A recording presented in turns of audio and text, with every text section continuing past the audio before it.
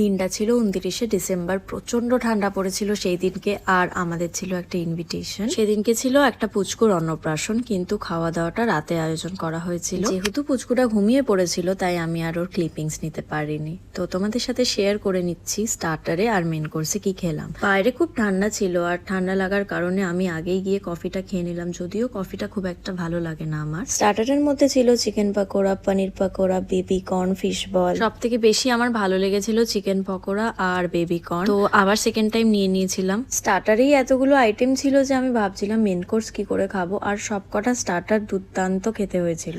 আর দেখতেই পাচ্ছ অন্যদিকে খাওয়ার অ্যারেঞ্জমেন্ট করা হয়েছিল, আর প্রচুর মেনু ছিল।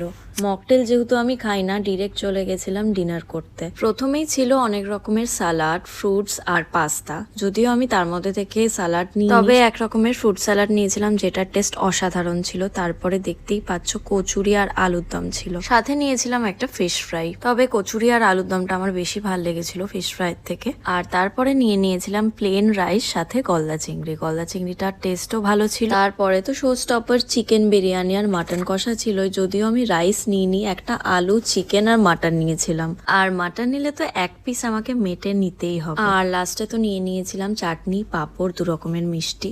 আর অ্যাট লাস্ট পানের কাউন্টারে চলে গেছিলাম পান নিতে। বাইরে তো প্রচন্ড ঠান্ডা ছিল, ফাইনালি পান নিয়ে চলে গেছিলাম বাড়ি।